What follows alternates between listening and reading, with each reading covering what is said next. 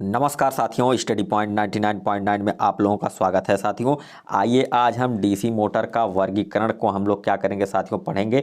जैसे कि जो पार्ट 1 था, जो भाई पार्ट 1 नहीं देखे हैं उसको वो लोग जा करके देख लें, क्योंकि उसमें इसके पहले वाली चीज़ जैसे डीसी मोटर होता क्या है, ठीक है, उसकी बॉडी क्या होती है, उसमें लगा क्या होता है, आर्मेचर वगैरह सारा चीज़ उसमें क्या होता है साथियों। यॉक है, जैसे इसकी बॉडी यॉक है, आर्मेचर है, उसको सारा चीज़ उसमें पढ़ाया गया है साथियों। खास बात यह है कि यूपीपीसीएल TG2 जो इलेक्ट्रीशियन ट्रेड वाले हैं, ठीक है, उनके लिए साथियों ये वीडियो है। और एएलपी टेक्नीशियन वाले, ठीक है साथियों, ये जो दोनों लोग हैं इनके लिए यह वीडियो है साथियों, और एकदम इम्पॉर्टेंट है। या कोई भी ऐसा परीक्षा होता है जिसमें इलेक्ट्रीशियन ट्रेड से पूछा जाता है साथियों, उनके लिए यह वीडियो बहुत ही इम्पॉर्टेंट है, क्योंकि साथियों हम उन मुख्य चीज़ों को लेकर के आए हुए हैं जो कि परीक्षाओं में पूछा जाता है साथियों। तो चलिए वीडियो को शुरू करते हैं। जैसे कि साथियों देख पा रहे हैं आप लोग स्क्रीन पे, ठीक है, दिया है डीसी मोटर का वर्गीकरण। पहला दिया है डीसी मोटर मुख्यतः 3 प्रकार के होते हैं, ठीक है। पहला है जो सीरीज मोटर, दूसरा है शंट मोटर, तीसरा है कंपाउंड मोटर। साथियों बात से ही ऐसा लगता है कि मान लीजिए इसको आप समझ लीजिए, जैसे कि हम इसको बना के समझा दे रहे हैं। जैसे कि साथियों आप देखें, जैसे जो सीरीज मोटर होता है उसमें क्या होता है, ऐसे एक आर्मेचर बनी होती है, ठीक है। यहाँ क्या होता है, ब्रूस लगा होता है जिसको हम कार्बन ब्रूस बोलते हैं, जिससे ये क्या होता है, संयोजित होता है आर्मेचर, ठीक है। और ये क्या करती है, इसको ऊर्जा देती है। अब यहाँ साथियों क्या हुआ, जैसे कि यहाँ जो ब्रूस लगा होता है, यहाँ इसकी जो बाइंडिंग होती है, ठीक है, इस तरह से लगी होती है, ठीक है। और यहाँ क्या होता है, आप किसी संयोजन यानी डीसी बोल्ट से हम क्या करते हैं, इसको डीसी बोल्ट से जोड़ देते हैं। डीसी बोल्ट से क्या करते हैं साथियों, जोड़ देते हैं, ठीक है। तो ये जो हो गई आपका सीरीज हो गया, ठीक है। अब क्या होता है कि जब भी आपको शंट मोटर दिया जाता है साथियों, तो उसमें क्या होता है कि ये इसको डायरेक्टली रहता है, ठीक है, यहाँ डीसी वोल्ट डायरेक्टरी रहता है। और यहाँ से क्या होता है साथियों, यहाँ जो फील्ड वाइंडिंग होती है यहाँ होती है, ठीक है साथियों। तो ये हो गया आपका शंट मोटर। देखिए वो शंट मोटर की जो बाइंडिंग होती है समांतर क्रम में होती है, यानी जो समांतर है उसी को हम क्या कहेंगे, शंट मोटर कहेंगे। अब साथियों आ गया कंपाउंड मोटर। कंपाउंड मोटर में क्या होता है कि साथियों दोनों चीज सीरीज और शंट दोनों का संयोजन होता है। तो देखिए यहाँ जो आपका ये जो हो गया, क्या हो गया, शंट मोटर हो गया। अब यहाँ जो कॉइल लगी होती है, यहाँ भी लगा होता है, यहाँ लगा होता है, तो वही जा करके क्या हो जाता है, कंपाउंड मोटर होता है, हो जाता है। आइए इसको विस्तार से हम लोग क्या करते हैं साथियों, समझते हैं। जैसे कि चलते हैं आगे। आगे देखिए आपका जो स्क्रीन पे दिखाई दे रहा है ये कौन सा मोटर है साथियों, सीरीज मोटर, जैसे कि आप लोग देख पा रहे होंगे, ठीक है। ये सीरीज मोटर है और इसकी बाइंडिंग हमने बताया जिस तरह से, उसी तरह से दिया हुआ है। यहाँ देखिए कार्बन ब्रूस लगा हुआ है, ठीक है, ये आर्मेचर है, यहाँ भी कार्बन ब्रूस लगा हुआ है, ठीक है। ये जो है सीरीज फील्ड है, ठीक है। और इसको डीसी से क्या हुआ है, जोड़ दिया गया है, क्योंकि साथियों डीसी मोटर है, तो डीसी मोटर से ही क्या करते हैं, इस डीसी से ही इसको हम क्या करेंगे, जोड़ेंगे। चलिए इसके कुछ इंपॉर्टेंट पॉइंट हैं उसको हम क्या करते हैं साथियों, पढ़ते हैं। जैसे कि देखिए सीरीज मोटर, इनमें फील्ड वाइंडिंग आर्मेचर वाइंडिंग के श्रेणी क्रम संयोजित होती हैं, ठीक है साथियों। इसमें हमने बताया जो आर्मेचर वाइंडिंग के श्रेणी क्रम में क्या होती है साथियों, संयोजित होती है। दूसरा पॉइंट यहाँ नीचे देखिए आप लोग, दूसरा पॉइंट में दिया हुआ है प्राय श्रेणी मोटर में आर्मेचर क्वाइल्स कम्यूटेटर से प्रेरक द्वारा जुड़ा रहता है। किससे जुड़ा रहता है साथियों, प्रेरक द्वारा जुड़ा रहता है, ठीक है। अब देख लीजिए दूसरा पॉइंट आप लोग, दूसरा पॉइंट दिया हुआ है, इसकी फील्ड वाइंडिंग मोटे तार तथा कम लपेटों वाली बनाई जाती हैं, ठीक है साथियों। जिसकी जिसकी वाइंडिंग, अब देखिए यही क्वेश्चन बनता है परीक्षाओं में, पूछेगा मोटे तार और कम वाइंडिंग कम लपेटों वाली कौन सा मोटर है, तो आप बताएंगे कि वो कौन सा है, सीरीज मोटर है, ठीक है।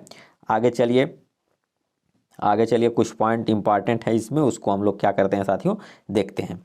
चलिए देखिए पहला इसमें पॉइंट देखिए, इसमें स्टार्टिंग टार्क पुल लोड टार्क का 5 गुना तक होता है, इसलिए इसे कभी भी लोड रहित अवस्था में नहीं चलाना चाहिए, अन्यथा इसकी भयानक गति के कारण इसकी वाइंडिंग उखड़ सकती है, ठीक है साथियों।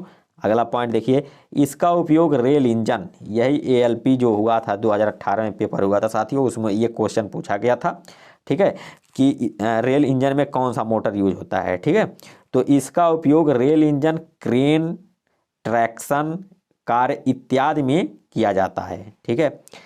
अगला पॉइंट देखिए, यदि किसी कार्यरत डीसी सीरीज मोटर की फील्ड वाइंडिंग, ठीक है, फील्ड वाइंडिंग अचानक ओपन सर्किट हो जाए तो मोटर रुक जाएगी। साथियों जाहिर सी बात है, अगर किसी संयोजन से जुड़ा हुआ है, अगर बीच में वो तार हुआ या कोई भी हुआ परिपथ उसका कट जाता है तो मोटर रुक जाएगा, ठीक है।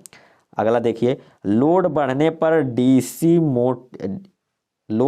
पर डीसी सीरीज मोटर का टार्क बढ़ता है। अगला पॉइंट देखिए, सीरीज मोटर में कम लोड पर गति उच्च होती है, मतलब अगर इसको हम कम लोड देते हैं तो इसकी जो स्पीड होगी बहुत ज़्यादा होगी, ठीक है साथियों। अगला पॉइंट देखिए, दिया है सीरीज मोटर में निम्न टार्क पर गति उच्च होती है, ठीक है साथियों। आगे देखिए, आगे देख लेते हैं हम लोग शंट मोटर, ठीक है। शंट मोटर कैसा होता है साथियों, आप लोग इसको एक बार देख लीजिए, ठीक है। ये क्या है, आपका शंट मोटर है। इसकी वाइंडिंग देखिए यहाँ की हुई है, और ये जो लगा हुआ है ब्रश, ठीक है, कार्बन ब्रश है, ये आर्मेचर है, ठीक है, और इसको यहाँ से क्या किया गया है, लोडित किया गया है, ठीक है साथियों। तो ये शंट वाउंड जनरेटर या शंट मोटर है, ठीक है। चलिए आगे हम लोग देखते हैं, इस पे कुछ मुख्य पॉइंट हैं उसको देख लेते हैं साथियों, जूम कर लें थोड़ा सा। देखिए जैसे कि दिया हुआ है, ध्यान से पढ़िएगा इसको, शंट मोटर में फील्ड वाइंडिंग आर्मेचर तथा सप्लाई स्रोत के समांतर क्रम में संयोजित होती हैं। जैसे कि शंट का मतलब ही क्या होता है साथियों, समांतर क्रम, ठीक है। जब शंट की कहीं बात आ जाए तो हमें जान लेते हैं कि वह समांतर क्रम है, ठीक है। चलिए दूसरा पॉइंट, इसकी फील्ड वाइंडिंग पतले तार तथा अधिक लपेटों वाली बनाई जाती हैं। अगला पॉइंट, इसका स्टार्टिंग टार्क पुल लोड टार्क का लगभग 1.5 गुना होता है। यहाँ देखिए, इसमें फील्ड फ्लक्स का मान लगभग स्थिर रहता है। अगला पॉइंट देखें, इसे स्थिर गति वाली मोटर भी कहा जाता है, क्योंकि लोड के बढ़ने पर इसकी गति में बहुत ही कम परिवर्तन होता है। अगला देखिए, इसका उपयोग grinder, blower, drill machine, polisher आदि में किया जाता है। ये साथियों जो इम्पोर्टेंट पॉइंट है, ठीक है, इसको आप लोग याद रखिए। इसका यूज कहाँ होता है, अगर पूछ ले कि ग्राइंडर में कौन सा मोटर लगा होता है तो आप क्या बताएंगे, शंट मोटर लगा होता है, ठीक है। ब्लोअर का मतलब ये होता है साथियों, ये जो वाष्प बनता है, ठीक है, वहाँ उसको लगाने के लिए उसको क्या किया जाता है, ब्लोअर का यूज किया जाता है। ड्रिल मतलब छेदने वाली मशीन होती है। पॉलिशर मतलब पॉलिश वॉलिश करने के लिए जो यूज होता है उस मोटर, उनका यहाँ पर यूज होता है। चलिए अगला पॉइंट देखते हैं। देखिए, यदि कोई डीसी शंट मोटर लोड रहित अवस्था में कार्यरत है और उसकी फील्ड वाइंडिंग ओपन हो जाए तो मोटर क्या होगी साथियों, रुक जाएगी। अगला पॉइंट देखिए, अगला पॉइंट दिया हुआ है, अगला पॉइंट जो दिया हुआ है, इसमें मोटर में लोड टार्क के अनुक्रमानुपाती होता है। मतलब इस मोटर में जो लोड होता है वो टार्क के क्या होता है साथियों, अनुक्रमानुपाती होता है। इस मोटर में टार्क वृद्धि का गति पर पड़ने वाला प्रभाव नगण्य होता है, ठीक है साथियों। इस मोटर में टार्क जो वृद्धि होती है उसके गति पर पड़ने वाला प्रभाव क्या होता है साथियों, नगण्य होता है। आइए अगला देखते हैं, अगला देखते हैं हम लोग कंपाउंड मोटर। चलिए, कंपाउंड मोटर दो प्रकार का होता है साथियों। चलिए इसमें दो प्रकार की फील्ड वाइंडिंग अर्थात सीरीज और शंट का प्रयोग होता है, जिसे हम कंपाउंड कहते हैं, हमने पहले ही बताया है साथियों। देखिए ये भी दो प्रकार की होती हैं। पहला क्यूमुलेटिव कंपाउंड मोटर, दूसरा डिफरेंशियल कंपाउंड मोटर, ठीक है साथियों। आइए देखते हैं, इसमें कुछ पॉइंट को देखते हैं हम लोग। देखिए, कंपाउंड मोटर क्यूमुलेटिव कहलाएगा जब सीरीज और शंट फील्ड वाइंडिंग के द्वारा उत्पन्न चुंबकीय क्षेत्र एक दूसरे के साथ सहयोग करते हैं, ठीक है, तभी जाकर के ये क्या कहलाएगा, क्यूमुलेटिव कहलाएगा साथियों। चलिए आगे हम लोग देखते हैं कुछ पॉइंट, जैसे कि ये जो देख पा रहे हैं आप लोग, ये क्या है, क्यूमुलेटिव जो होता है क्यूमुलेटिव बाइंडिंग, जैसे क्यूमुलेटिव मोटर है, कंपाउंड मोटर, ठीक है, क्यूमुलेटिव कंपाउंड मोटर, क्योंकि देखिए साथियों इसमें सीरीज है और यहाँ क्या है, शंट लगा हुआ है, ठीक है। और यहाँ क्या होता है साथियों कि एक छोटा सा जनरेटर लगाया जाता है, ठीक है साथियों, ताकि यहाँ से मतलब इसका जो विद्युत वाहक बल होता है साथियों 0 होता है इसमें, ठीक है। तो जब इसमें हम जनरेटर लगा के इसको पहले क्या करते हैं, जनरेटर को चलाते हैं, उसके बाद में क्या होता है साथियों, उसमें करंट जाता है, तब ये मोटर क्या होता है साथियों, घूमता है, ठीक है। इसके इसकी जो बाइंडिंग होती है उसको पहले हम क्या करते हैं साथियों, उत्तेजित करते हैं। तो चलिए इसमें कुछ पॉइंट दिया हुआ है, इसको हम क्या करते हैं साथियों, देखते हैं।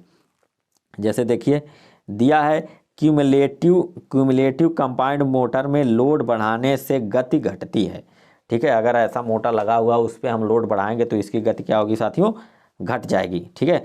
क्यूमुलेटिव कंपाउंड मोटर की गति लोड बढ़ने पर सीरीज मोटर की अपेक्षा कम घटती है और शंट मोटर की अपेक्षा अधिक घटती है, ठीक है साथियों। अगला पॉइंट देखिए आप लोग, क्यूमुलेटिव कंपाउंड मोटर का टार्क सीरीज मोटर से कम लेकिन शंट मोटर से अधिक होता है।